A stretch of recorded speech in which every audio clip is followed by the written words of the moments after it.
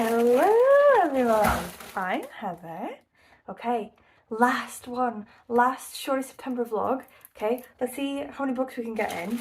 I feel like we should shoot for the norm, okay? One physical book and one audiobook. I've got them all set out. Okay, so for the book, I think we should do The Big Sleep by Raymond Chandler. Now this is obviously is a classic of the PI genre.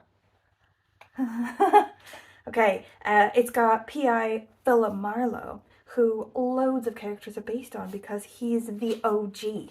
Okay, we've got a guy, he's like a rich guy, and he's being blackmailed. So he's hired this like LA PI to make the problem go away, figure out who it is. But he's got some daughters who are very naughty, and they are kicking up trouble and working against him as he's trying to do it. Okay, and then for the audiobook, I've got to run like 7 miles tomorrow, which isn't as bad as normal, but it's still quite long, so I got to make sure the audiobook is good, and I think I found a good one. Okay, and that one is Coyote Songs by Gabino Iglesias, I think. So he's quite well known, I think, for another one that he did that other people have said is good. I've not read it, but if this one is good, I might read that one too. But it's short stories, so this author, he lives in Texas, I think, but he's originally Puerto Rican. So he has written this like short story collection to do with, I think, people in the Southwest. Like one story is about like a guy trying to get his daughter over the border or something like that. Anyway, like they're horror, they're creepy, you know? So I think his like genre that he like describes his works as, or other people describes his works as, is like barrio noir, which sounds awesome. Honestly, I'm so excited. It's gonna be amazing. At the minute, oh shit. At the minute, gotta make our snack plate, right? We got a bit of everything. We got spooky Oreos, okay? We got a classic staple. We got cheap knockoff chips. These things, they don't have fat fingers. So we can watch Wayward is what we're watching, about this like it's this thing on Netflix about like this school, like one of these like schools for like bad kids, where the parents like hire them to like kidnap their kids and like take them to this like horrible school, you know, like this sort of Paris Hilton thing. It's creepy as crap, but it's not just like, I mean, in real life that is creepy, but it's like an extra creepy element, and that the woman who's like in charge of it, she's like psychologically like getting into people's head and like messing with things, and like she's really manipulative, and there's like really something off about like this other couple who live down the road. I don't know, it's lush. Okay, we've also got these, stick a bunch of those in there. Also this like mint cookie thing we found at Home Bargains. We got all our snacks from like bargains places. I think this one's from Lidl. These are nice. I'm gonna have these with hummus, I think. Also, we got bargain blueberries and bargain strawberries. Look, they say wonky on them. Okay, sweet chili rice crackers. Those are on sale. Yogurt and chocolatey rice cakes. So the Spud ones. I don't think I'll have one of those. I think that's all her. But then also, we found this weird thing. Black Forest fruit mix. It's like a dark trail mix. It's got like dried cherries and also dark chocolate. Get in my face, bro. Okay, and then for our drinking pleasure, I've got this, my favorite drink on earth, that they only have at Lidl like once a year. Otherwise I have to go to like the import store in the arcades, and I'm not having that, no way. Like at Lidl, these are like 90p. At the other place, it's like £2 a can. Are you kidding? And this Spud is having this, Aldi's Best fruity water. Look how small it is. That's the dark mix. It's got like cherries and raisins and like dark chocolate. Weird. Looks good, huh? Looks weird. Okay.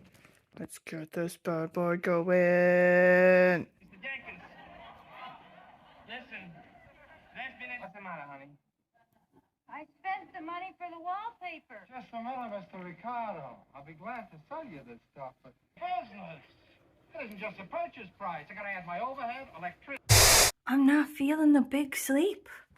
Like, I mean, it's okay. Like, I really love, like, all of the characters that have been inspired by this character. Like, this kind of book is 100% my book, but maybe the original of that book is Matt. Like, so far he's, like, trying to, like, bust up this sort of, like, illegal smut ring or whatever. Like, I don't know. Like, the writing of it as well, I can't keep track of it. I'm losing it. And I mean, it's okay. Like, I would keep going with it, but it's the last book of Shorty September. It's the very last one. I don't want to end on like a dead.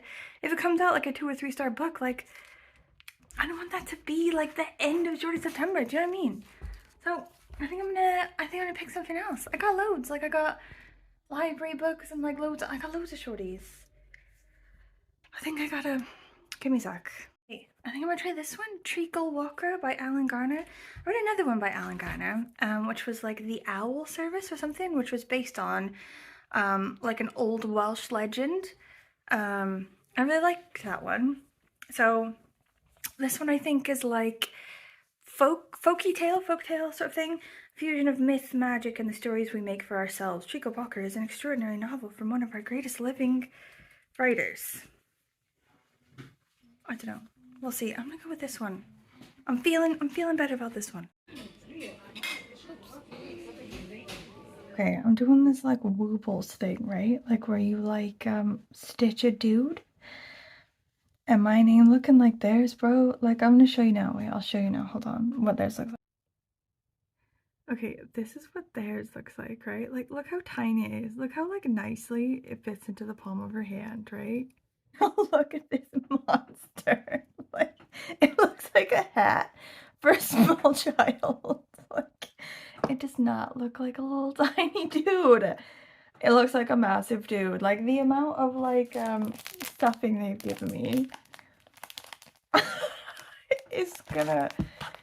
I still have a whole body that I have to do, and it barely just, like, it's, like, engulfed by the head. Like, I know it's because mine are, like, looser stitches than theirs, but I was, like, doing it tighter, and I couldn't get the damn hook to pull the shit through, so I had to do it looser so I could get it to come through.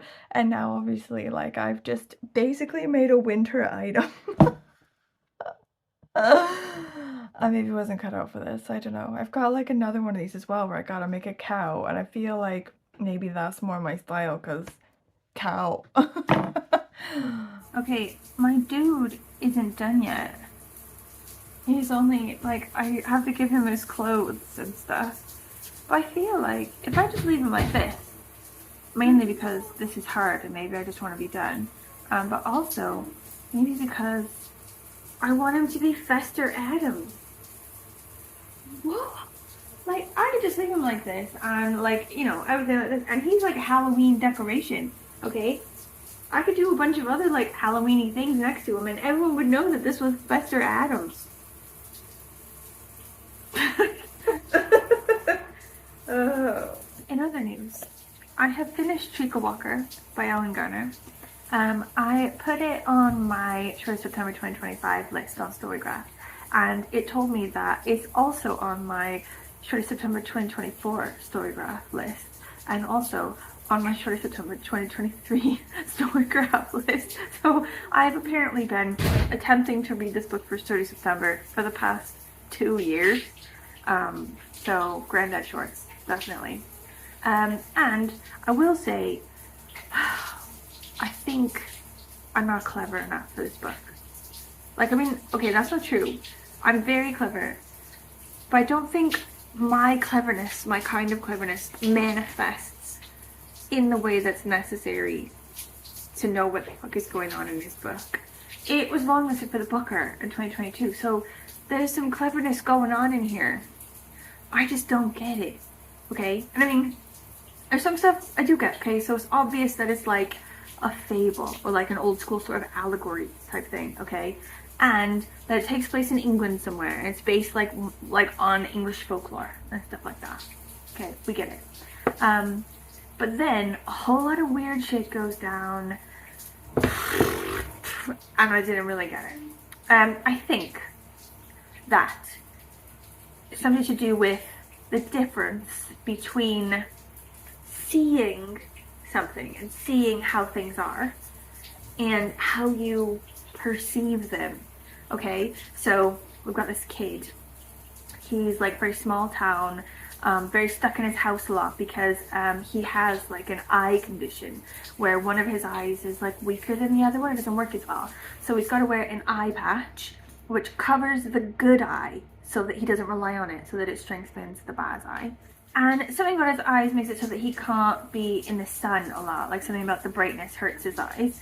So he's just stuck in his house a lot with his comic books. Like his world is very small.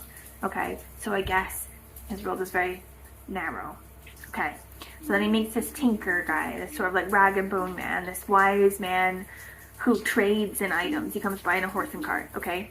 And this wise magical man who talks in riddles trades with the boy and gives him like a magic stone or something, okay?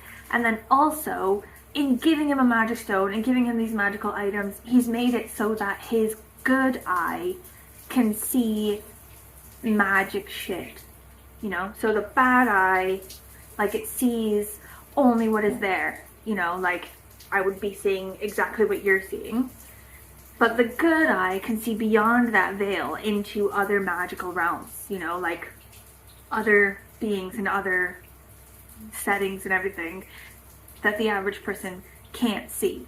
Okay, so this guy, in breaking up this kid's routine and breaking up his like normal narrow setting, you know, is opening his eyes to what the world can be or how it can be perceived. Okay, I get that. Okay. And that's delightful. So delightful. I love the idea of opening up minds and thinking about, oh, okay, maybe I see something in this way and maybe I see it in some other way. You know, thinking about how we're perceiving things as we go about in the world, and maybe changing our perception by choice. Okay, other than that, a whole lot of weird shit went down, and I don't understand a single bit of it. There was like a bog body guy who was alive, who then had to be dead again. And there was like, comic book people that came to life.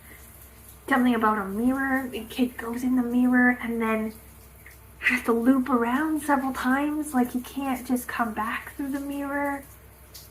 Something as well about a villain in a comic book not being allowed through the door because he took the magic stone and he wiped it on the stairs. Like, bro, I don't know. I have to give this one like 2 stars, 3 stars. I'll give it 3 stars. I know that it's clever, and I do like Garner. I do like his writing style generally. I read another one of his. I'm gonna go with 3. I don't think it's like 2 stars. I think it's 3 stars, but my god. What the hell just happened, honestly? I need to go and read something else now that makes a whole hell of a lot of sense. Because my mind is blown.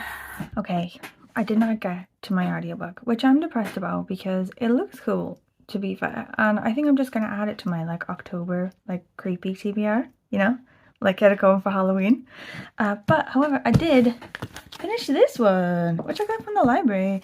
It's called Eat the Rich by Sarah Gailey. And, like, I'm going to say 4 stars on this one. Like, it was, you know, weird, but easy. You know, like an easy sort of, like, mindless romp. Basically, it's, like, sort of, like, comic book style, right? This girl, she goes to her boyfriend's, like, super rich family's house for, like, the summer. And finds out that not only are they super rich, they're cannibals and they eat their servants. I enjoyed it. It was fun. 4 stars on that one. I recommend. Okay, so for the whole of Shorty September, what have we got?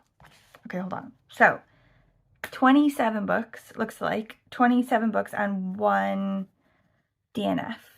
I DNF'd the one this time. I just got, like, caught up in the pressure. Like, maybe it wasn't such a bad book, but I just thought, I don't want this to be the last one, you know? But then, actually, Treacle Walker ended up not being very good, so we landed on a dud anyway. I should have just read it. But anyway, what's done is done. Can't change the past. So, 27 books we read, 1 DNF. Okay, 7 3-star books. 3 stars is really the lowest rating I'll give anything. Anything under a 3 star, I'm just DNFing that. Do you know what I mean? Like, I'm not bothering with a 2 star book. So 7 3-star books, 11 4-star books, and 9 5-star books, which is not too shabby. 11 4-star and 9 5 stars. Like, that's a pretty solid go. That's good for a Shorty September, okay? I think maybe my favorite overall, okay, of my 5 stars, I think, so my top 3 of all of Shorty September, I think, is probably gonna be, we'll say, okay, so one, How Not to Drown in a Glass of Water by Angie Cruz. I really liked that one. Like, I can't even tell you why. I think I just really clicked with, like, the main character. She just reminds me of someone that, like, I don't know, we would hang out. Okay, and then Mexikid. I'm gonna go with Mexikid. I really liked Mexikid. I feel like it had, like, way more enjoyability for adults than kids, even though it's, like, a kid's book. Okay, and then True Grit. I'm gonna go True Grit because I fucking loved it. And to be fair, I think I would have loved the movie as well if I hadn't, like, built it up in my mind as being this amazing movie. I think what I need to do is watch, like, the crappier John Wayne version, okay, and then watch the newer one again, and I think, like, my appreciation will have built for it. Okay, lowest ones, like ones at the bottom of my 3 stars, I think. Like, let's look now.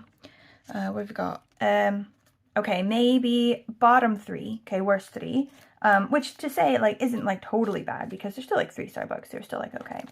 I'm gonna go with Life of Chuck by Stephen King. I think from this experience, I've learned that I'm fully classic Stephen King. I'm old school class for Stephen King. New school class, not so much. Okay, and then also maybe Treacle Walker, which is sad because it means we ended on a dud, but I did not get it. Didn't get it. And then I'm gonna go, I think, maybe Create Dangerously. I don't know, I was a bit annoyed by the low worth he's given to frivolous art. My whole life is about frivolous art, like, how dare you? But okay, so that's what we've got. That's our, I'm like moving my little bits around the board here. That's our Shorty September. Hold on, let me get my stack. Okay, here's our stack. That's our Shorty September stack. To be fair, loads of them, I would say loads of them, were audiobooks and ebooks and books that I've already had to give back to the library. So maybe I can, like, okay, wait, I'll put this here now, okay, and then I'll, like, populate in the other ones, like bloop bloop bloop bloop bloop bloop bloop bloop bloop bloop bloop bloop. Okay, well, if you've stuck around and hung out and did Shorty September with me, thank you. Thank you, thank you, thank you. Thank you. Like, I don't want to be weird, like, obviously, and, like, make it super weird. But, like, remember at the beginning when we weren't going to do it? Because I was, like, stressed and we'd lost our heart and soul, Bert. And, like, I don't know, I just thought, we can't be doing this now. But, like, I'm so freaking happy that we did it. It was a banging time. And I think we should meet back here next year. Like, maybe we can get Bert. I don't know. Do you know what I mean? But I think, like, put it in your planners, bros. Like, let's do it.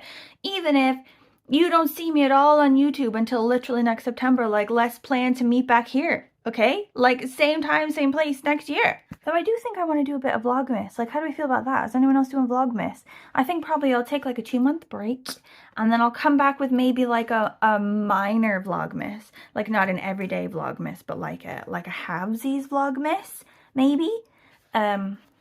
We'll do this again. Like, I'm not quitting booktube for good, bro. Like, you know, it's too fun. And, like, the people are too cool. Y'all are too cool. Okay.